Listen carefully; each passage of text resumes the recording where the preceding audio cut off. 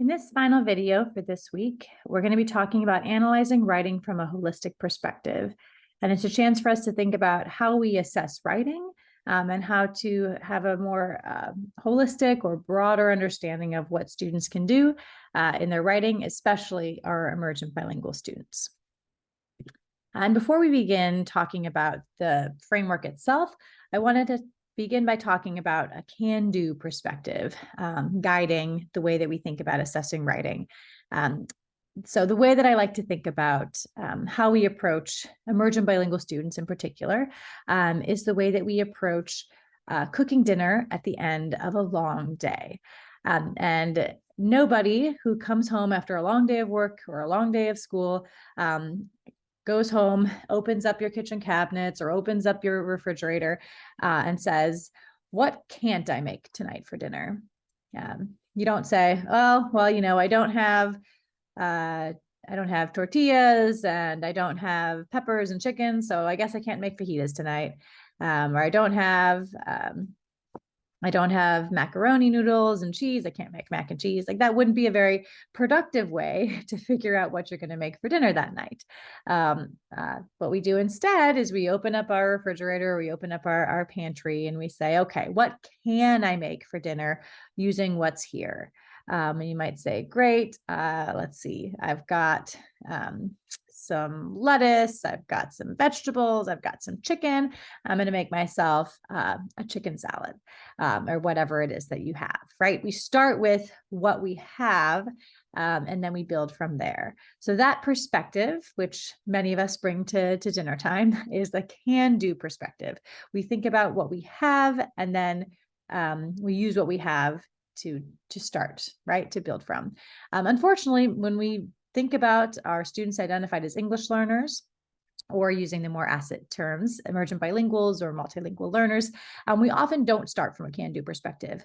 We think about how they don't have the English needed to talk in class, to speak in class. They don't have the academic language. They don't have the academic writing skills that they need to be in this class, to be at this grade level.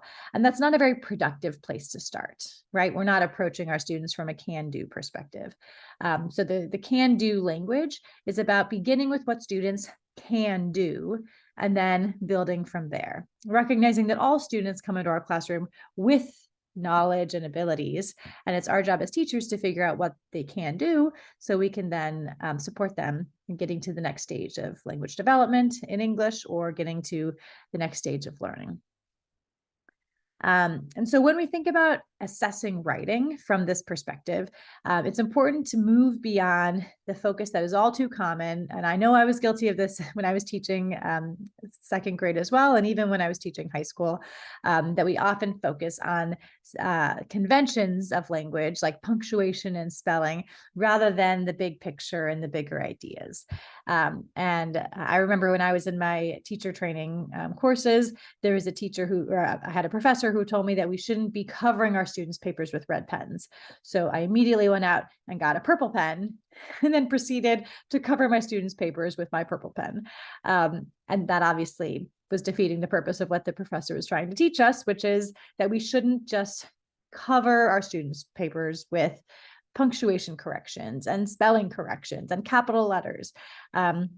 Because it's not a very productive way to learn. Those should also be the last things that we focus on after first thinking about the organization of the text, the overall ideas and meaning of the text, the cohesion and structure of the text. All of those matter more. And then at the end, we can think about punctuation and spelling. And so this idea of moving beyond conventions as the main focus is at the heart of Gibbon's holistic writing assessment framework that you read about in the readings for this week. So I want to just briefly walk you through those elements of the framework because you're going to be applying them for your part of your discussion board post this week. All right, so the framework, as you saw in the book, begins with big picture questions. General comments: is the meaning clear? Are the main ideas developed? and then moving into text type or genre. What kind of a text is the student writing, and is the text type appropriate for the purpose? And then how is the text organized? Looking at overall structural organization, are they missing any organizational elements? So this is the beginning of how we would look at a student's writing sample from a holistic perspective. Then we move into kind of the middle level of text analysis, where we're looking at cohesion, density of language, and sentence grammar. For cohesion, we're thinking about, are the ideas linked with appropriate connectives? Do we see variety in how sentences are connected? And in terms of, are they appropriate? If they're using first, next, then, and last, is that appropriate here? Should they be sequencing, or is this the type of text where that doesn't make sense? So are they appropriate? Is there a variety? Are pronouns used correctly? Do pronouns clearly refer back to the right thing that they're referring to? So those are all ideas with cohesion, how ideas are connected. Density of language has to do with how ideas are packed into sentences. So ideas are elaborated or condensed using adjectives, prepositional phrases, and clauses. So are they adding in these different language features to pack more information into their sentences? And then finally, in this section, sentence grammar. How are ideas connected to enhance meaning? So do we see compound sentences that are linked with words like and, but, and so? Are there complex sentences showing relationships between ideas? Because it was raining, comma, she put on her raincoat. So do we see relationships of cause and effect, or other relationships that we might see with a complex sentence? And then are other aspects of grammar used correctly? All of this, of course, depends on the grade level, depends on the genre. So you're keeping that in mind when you're asking these questions. And then finally, at the very end, we move to vocabulary and spelling and conventions. So do we see that ideas are connected in ways that enhance, looks like this was copied incorrectly. So vocabulary is looking at what are the specific words that are being used, the language choices that are being made, and how complex is that language, how much variety is there. And then spelling and conventions, are the words spelled correctly? And if not, what is the writer showing us about their knowledge of language through their spelling choices? Do they correctly use punctuation marks? So that is the last thing we're looking at. And again, we're still looking at it here and all of the sections through a can-do lens. What are they doing well? What can they do? And where are there areas for improvement? So what you're going to be doing for your discussion board for this week, in part, in addition to having a kind of a small reflection on the TLC and what you've learned from the readings, is you're going to be engaging in a writing sample analysis of an emergent bilingual student. So you have two samples you can choose from, depending upon what grade you teach and which sample appeals to you more. I have a third grade sample and a ninth grade sample. Both of these were written by students identified as English learners. So these were emergent bilingual students. And I want you to choose one of these samples and then use the holistic assessment framework to analyze the writing sample. Thinking about what can the student do, and also what are some areas for improvement. Maybe just thinking about 2 or 3 that would be targeted areas for improvement. And then I'm going to have you reflect on what it was like to look at student writing from this perspective, and how it's different or similar to or different from how you typically assess student writing or how you've been taught to assess student writing. And just to give you one more example of a holistic framework, but moving into bilingual education, or if you speak a language other than English, something you could do with your bilingual learners if you share a home language, which is a side-by-side analysis. So I'm not asking you to do this as part of what you're turning in the discussion board, but I just want you to know that there are holistic ways of looking at student writing that also consider their home languages. And this approach comes from Biliteracy from the Start. It's a book written by Kathy Escamilla and colleagues, and their group is called Literacy Squared, or their framework is called Literacy Squared, which is a holistic biliteracy approach to reading and writing, instruction, and assessment, developed by Dr. Escamilla and others at the University of Colorado Boulder. And so what this approach does is it looks at a piece of writing in English and a piece of writing in the student's home language, in the context of this Spanish, and it looks across them and analyzes them based on their overall focus, their organization, their complex sentences. And so it looks across what students can do in both languages as a way to get a holistic understanding of who they are as writers. And this rubric here is in that book that I just shared. the image of on the previous slide. So here's an example of what this looks like in practice. And these examples are taken from their book. So this is a student named Gabriela, and this is her first grade writing sample in English. You can see it's called My Favorite Toy. It says, my favorite toy is a teddy bear because it is little, and the bear is soft, and I like the bear because it smells good. I like the bear because, oh, sorry. I think here, let me start again because it looks like it's not teddy bear, it's just bear. My favorite toy is a bear because it is little, and the bear is soft, and I like the bear because it smells good. I like the bear because it is tall and it has ears soft. All right, so you can see what you can do in writing there in English.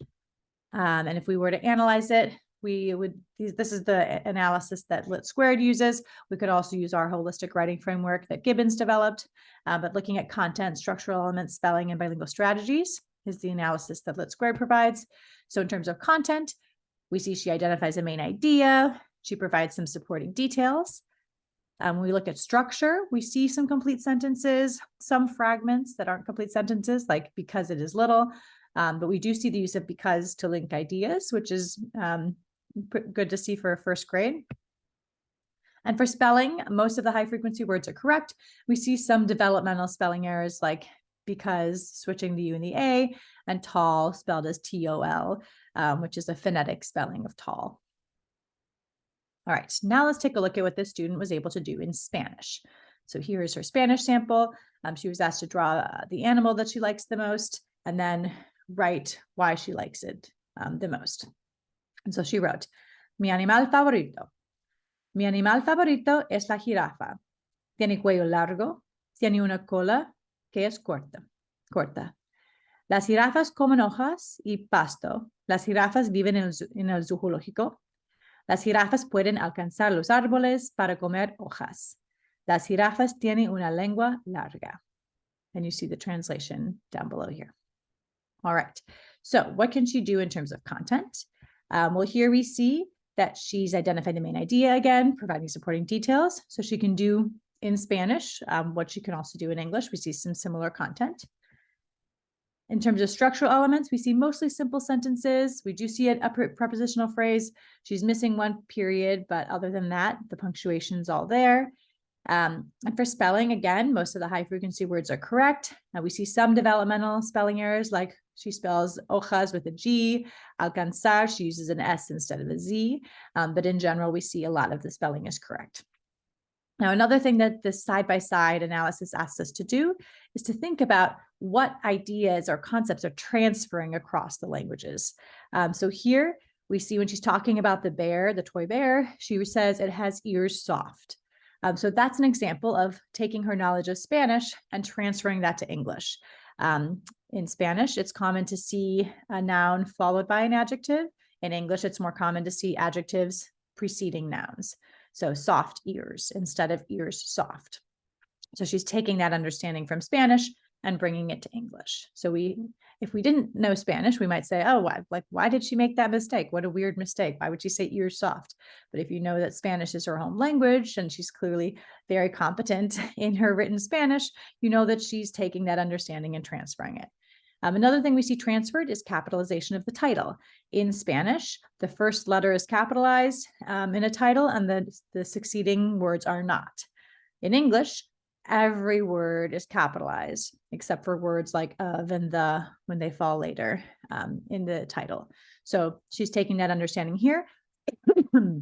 Excuse me.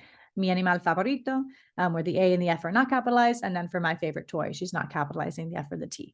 So we see that transfer happening. Rather than seeing that as an error, we can see it as the student taking her knowledge from one language and transferring it to English. And now as a teacher, we could point out really explicitly what's similar and different between the languages so that she can continue to grow and develop in her language abilities. All right. So you can see as we look across those two writing samples, it can help us plan instruction by maybe teaching her how to expand sentences with more descriptive language in both English and Spanish. We could see that she could probably benefit from learning more varied sentence structure and using different conjunctions.